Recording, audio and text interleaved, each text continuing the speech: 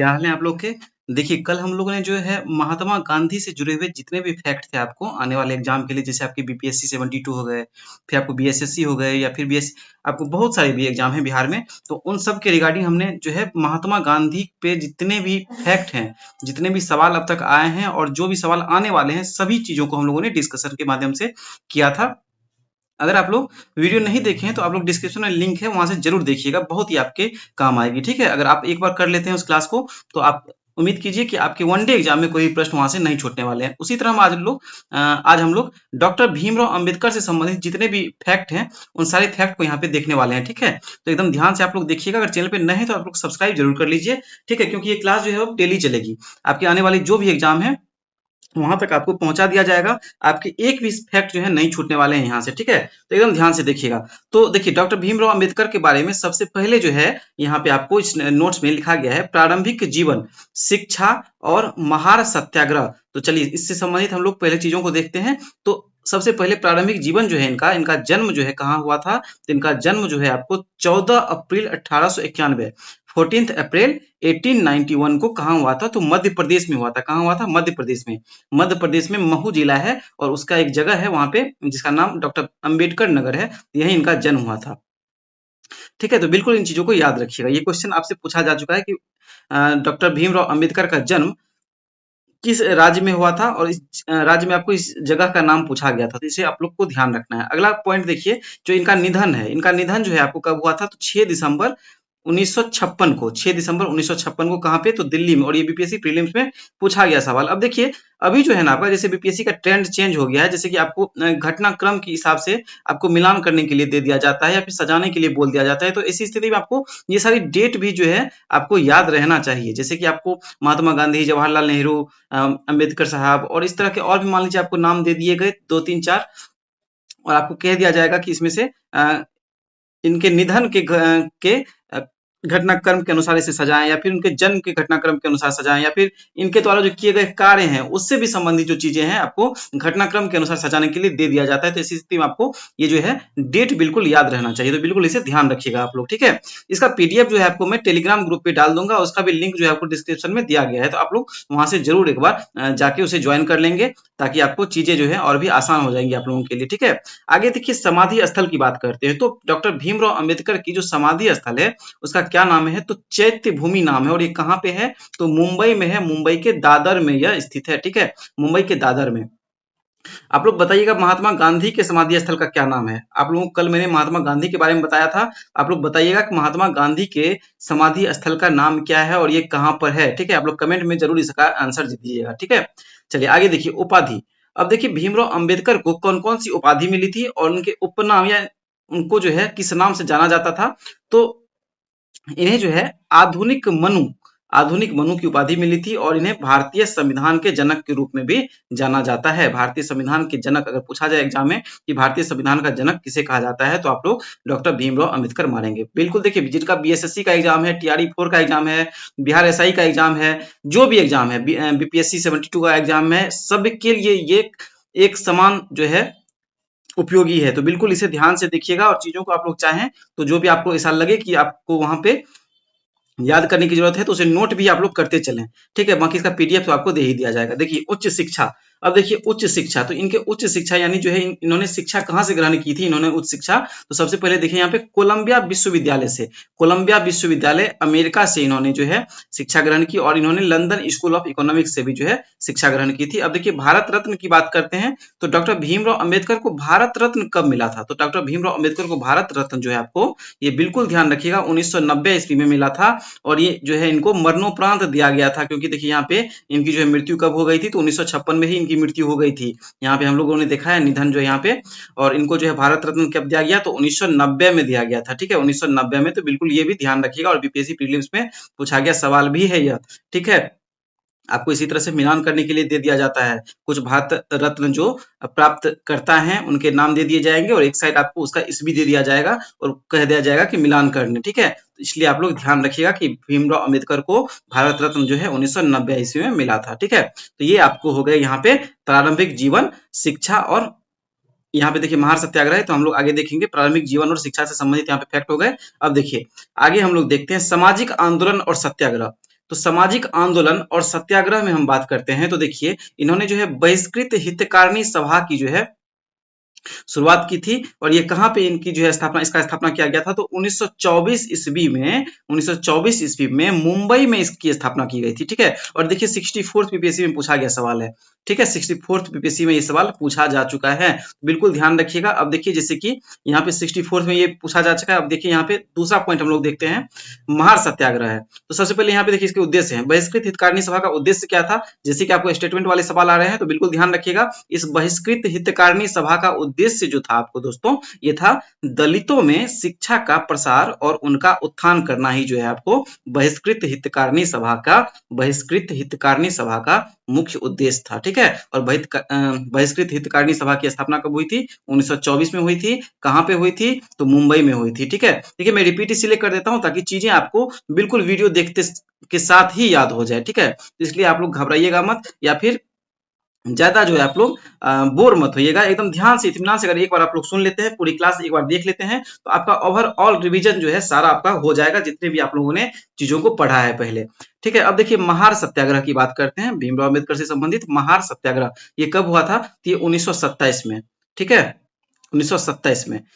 बिल्कुल ये ईस्वी याद रखिएगा, क्योंकि ये जैसे कि बहिष्कृत हितकारिणी सभा का ईस्वी यहाँ पे याद रखिएगा, महार सत्याग्रह का याद रखिएगा, फिर हम लोग यहाँ पे मनुस्मृति दहन देखेंगे, इसका ईस्वी जो है बिल्कुल ध्यान रखना है। जो भी महान पुरुष हुए हम लोग के आधुनिक भारत या फिर इतिहास में, ठीक है, तो वहां पे आपको उनसे जुड़े हुए चीजों के बारे में जो है उनकी ईस्वी भी याद रहना चाहिए, क्योंकि अभी के एग्जाम में ये चीज मिलान करने के लिए दिया जाता है, तो वहां पे आपको ये फायदा करेगा। ठीक है, तो महार सत्याग्रह 1927 में हुआ। महाराष्ट्र के महार में सार्वजनिक तालाब, जिसे चबदार तालाब के नाम से जाना जाता है, जिस तालाब को से पानी पीने के अधिकार के लिए जो है आपको महार सत्याग्रह किया गया था। ठीक है, आपसे पूछ दिया जाएगा कि निम्नलिखित महाराष्ट्र के महार में सार्वजनिक तालाब से पानी पीने के अधिकार को लेकर निम्नलिखित में से कौन से सत्याग्रह किए गए थे, और आपको अब 4 ऑप्शन दे दिए जाएंगे, महार सत्याग्रह, और इसी तरह से मान लीजिए कोई भी और अन्य सत्याग्रह के, खेरा सत्याग्रह मान लीजिए महात्मा गांधी का दे दिया गया, चंपारण सत्याग्रह नाम दे दिया गया, कुछ भी नाम आपको ऐसा दे दिया जाएगा, तो आपको बिल्कुल ध्यान रखना है कि महार सत्याग्रह था यह सत्याग्रह महार सत्याग्रह, महाराष्ट्र के महार में सार्वजनिक तालाब से पानी पीने के अधिकार के लिए यह जो है यह सत्याग्रह किया गया था। कब, तो 1927 ईस्वी में। ठीक है, मुझे उम्मीद है कि आप लोगों को ये चीजें जो है यहाँ पे समझ आ गई होंगी। यहाँ पे देखिए इस तालाब को चबदार तालाब जो है कहा जाता है, ये भी बिल्कुल ध्यान रखिएगा।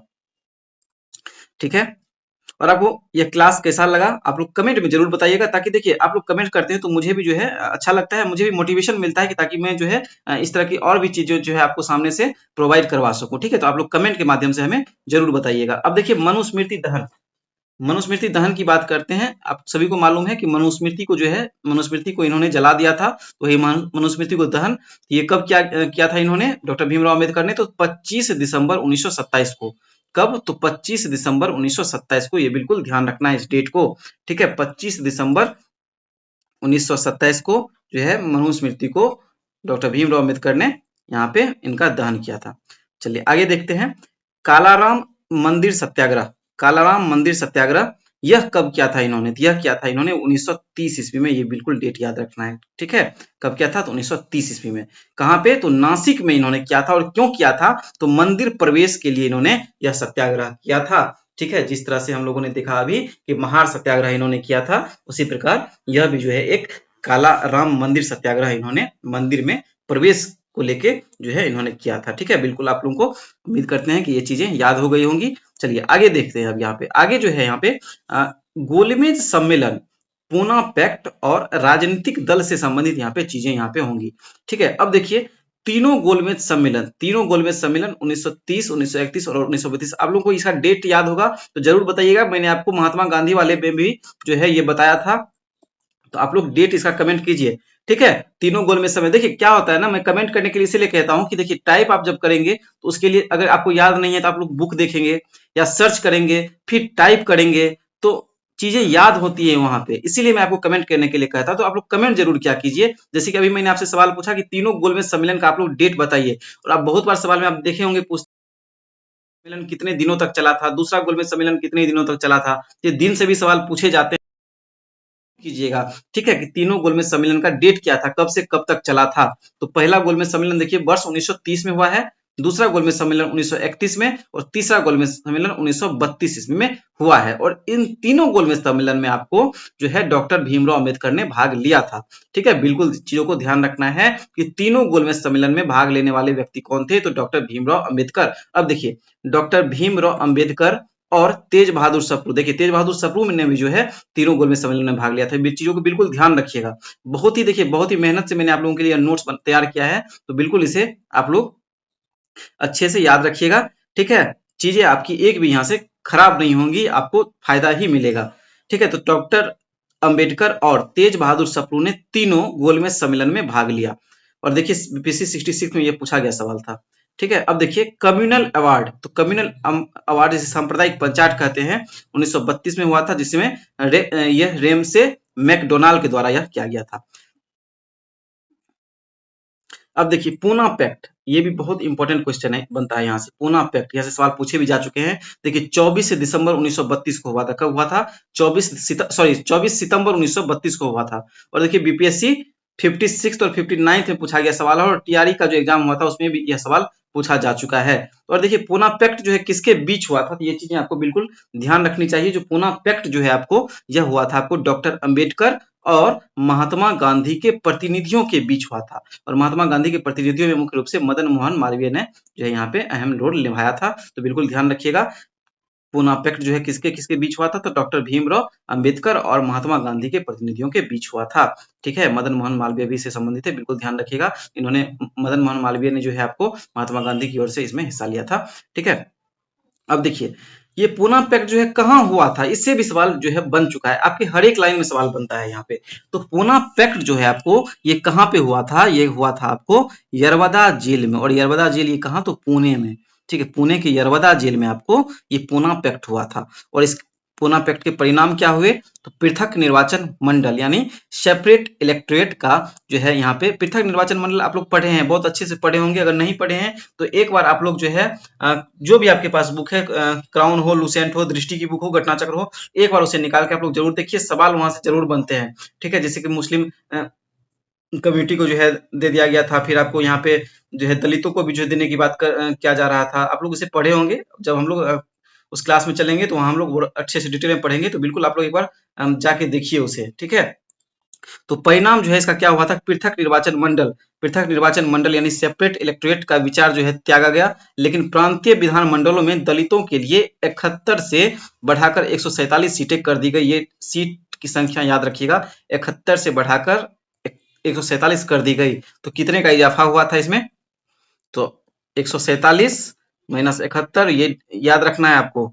ठीक है, 76 सीटों का इजाफा किया गया था। तो ये आपसे पूछा जाता है कितने सीटों का इजाफा किया गया, तो 76 सीटों का, 71 से बढ़ाकर आपको 147 सीटें कर दी गई थी। ठीक है, चलिए आगे देखिए राजनीतिक पार्टियां और संविधान, राजनीतिक पार्टियां और संविधान।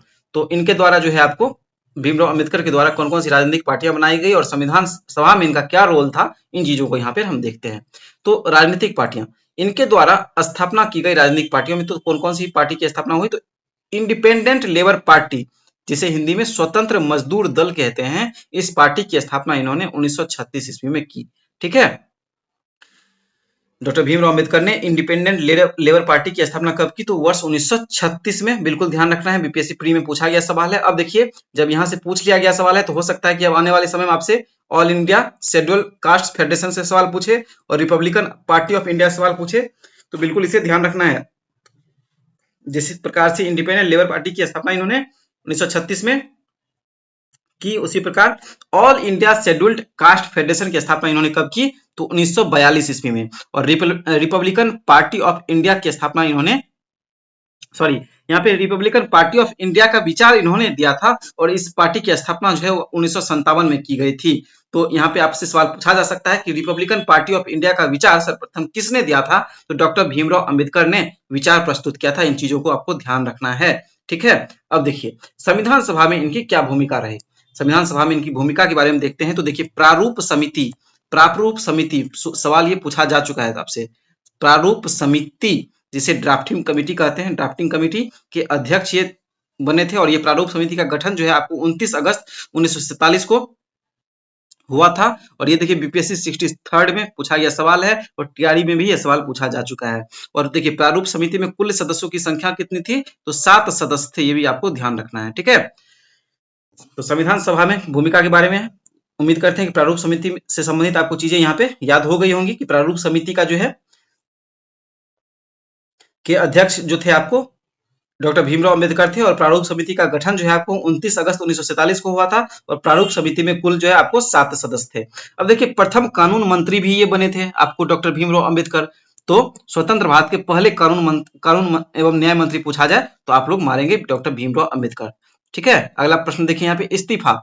अब ये संविधान सभा से इस्तीफा जो है इन्होंने दिया था, तो कब दिया था, तो 1951 में इन्होंने जो है आपको संविधान सभा से इस्तीफा दे दिया था। क्यों दिया था, क्योंकि हिंदू कोड बिल जो था इस पर जो है इनका मतभेद हो गया था और इन्होंने मंत्रिमंडल से जो है इस्तीफा दे दिया, ठीक है। आगे देखिए अब इनसे संबंधित आपको समाचार पत्र, पुस्तकें और बौद्ध धर्म से संबंधित चीजों को देखते हैं। तो समाचार पत्र और पत्रिकाओं में जो है सबसे पहले हम लोग देखते हैं मूक नायक, ठीक है। मूक नायक नामक जो है आपको समाचार पत्र जो है ये आपको डॉक्टर भीमराव अम्बेडकर से संबंधित है और ये पाक्षिक है एक, और ये 1920 में जो है इसका जो है आरंभ किया गया था, ठीक है। 1920 में जो है इसका आरंभ किया गया था। उम्मीद करते हैं आपको ये चीजें याद हो गई होगी, ठीक है। और अगला जो है आपको बहिष्कृत भारत, ठीक है, बहिष्कृत भारत। तो बहिष्कृत भारत जो है आपको 1927 में आया था और ये मराठी भाषा में लिखा गया था। यहाँ पे पाक्षिक का मतलब तो उम्मीद करते हैं आप लोग समझ गए होंगे। ये सवाल देखिए बीपीएससी 60 और 62 पे पूछा गया है। पाक्षिक का मतलब होता है कि आप लोग कृष्ण पक्ष और शुक्ल पक्ष वाला जरूर जानते होंगे, 15 दिनों का। तो 15 दिनों में जो है यह निकलने वाला अखबार था, 15 दिनों पर ये आता था, तो इसलिए पाक्षिक इसे कहा गया है। तो बिल्कुल इसे ध्यान रखिएगा। ये यहाँ से सवाल आपको बनता है कि पाक्षिक इसमें से कौन सा था, तो मूकनायक था। पाक्षिक यानी कि 15 दिनों में एक बार जो है आने वाला, ठीक है। और बहिष्कृत भारत की जो है इन्होंने कब शुरुआत की थी, तो 1927 में की थी। और ये कब, किस भाषा में, तो मराठी भाषा में। इससे भी आपको सवाल बनता है, आपको दे दिया जाएगा और पूछ दिया जाएगा किस भाषा में कौन सी किसकी शुरुआत हुई थी। और यहाँ पे समता की शुरुआत 1929 में और जनता की शुरुआत इन्होंने 1930 में की थी, ठीक है। समता 1929 और जनता 1930। देखिए नाम जो है आपको मिलता जुलता है, तो बिल्कुल ध्यान रखिएगा। समता जनता 1929 समता और जनता 1930। यहाँ भी आपको मिलान करने वाला दिया जाता है, इसलिए आपको यहाँ पे ईस्वी भी याद रखनी है। अब देखिए प्रमुख पुस्तकों की बात करते हैं। यहाँ पे प्रमुख पुस्तकें, तो प्रमुख पुस्तकों में अगर हम लोग देखें तो the annihilation of caste, the annihilation of caste, इसकी जो है इन्होंने ये पुस्तक इन्होंने कब लिखी थी, तो 1936 ईस्वी में लिखी थी। अब देखिए कभी कभी ना हिंदी दे दिया जाता है और यहाँ पे लोग कंफ्यूज कर जाते हैं। तो द अनहिलेशन ऑफ कास्ट का मतलब है जाति का विनाश। और इस पुस्तक के लेखक जो है डॉक्टर भीमराव अम्बेडकर हैं और ये कब आया था, तो 1936 में आया था। बिल्कुल आप लोग को ध्यान रखना है, 1936 में, ठीक है। क्या नाम है इसका हिंदी में, तो जाति का विनाश। देखिए थोड़ा सा स्केल से, सॉरी, जो पेन है ना, इसका पेन थोड़ा सा खराब हो सकता है। लोग याद रखिएगा जाति का विनाश होता है इसका मतलब। हिंदी आप लोग सर्च भी करेंगे तो आपको ज्यादा चीजें याद रहेगी। अब देखिए द बुद्ध एंड हिज धम्म, इसके जो है इस पुस्तक के लेखक भी जो है आपको डॉक्टर भीमराव अंबेडकर है, भगवान बुद्ध और उनका धम्म। हु वेयर द शूद्राज, इसका हिंदी आप लोग को तो उम्मीद करते हैं मालूम ही होगा। हु वेयर द शूद्राज, सीधा इसका हिंदी है। हु वेयर यानी कि शूद्राज कौन थे, who were the Shudras, who were the Shudras. इसके भी लेखक जो है आपको डॉक्टर भीमराव अम्बेडकर हैं, याद रखना है। थॉट्स ऑन पाकिस्तान, इसके भी जो है आपको लेखक जो है डॉक्टर भीमराव अम्बेडकर है। बिल्कुल इसे ध्यान रखना है। अब देखिए यहाँ पे बौद्ध धर्म ग्रहण, तो डॉक्टर भीमराव अम्बेडकर जो हैं ये आपको बौद्ध धर्म अपना लिए थे अपने लास्ट समय में। तो 14 अक्टूबर 1956 ईस्वी को इन्होंने बौद्ध धर्म ग्रहण किया था। कहाँ पे, तो नागपुर में, नागपुर के दीक्षा भूमि में इन्होंने अपने लाखों अनुयायियों के साथ बौद्ध धर्म अपना लिया था। तो इस डेट को बिल्कुल ध्यान रखना है कि डॉक्टर भीमराव अम्बेडकर ने बौद्ध धर्म कब ग्रहण किया था, तो 14 अक्टूबर 1956 ईस्वी को। कब किया था, तो 14 अक्टूबर 1956 ईस्वी को, ठीक है। बिल्कुल इसे ध्यान रखिएगा। उम्मीद करते हैं आपको यह क्लास अच्छी लगी होगी और आप लोग कमेंट अपना जरूर दीजिएगा, बताइएगा कि आपको यह क्लास कैसा लगा, अपना ओपिनियन हमें दीजिएगा, ताकि इस तरह के और भी क्लास जो है मैं आप लोगों के लिए कंटिन्यू लाता रहूं एग्जाम तक, ठीक है। और चैनल पे आप लोग नए हैं तो सब्सक्राइब कीजिएगा, शेयर कीजिएगा, ताकि और भी लोग इसमें बन सके और इसी तरह जो है मैं यह क्लास लाता रहूं, मेरा भी मोटिवेशन बना रहे, ठीक है। चलिए मिलते हैं हम लोग अगले दिन नेक्स्ट क्लास में, ओके।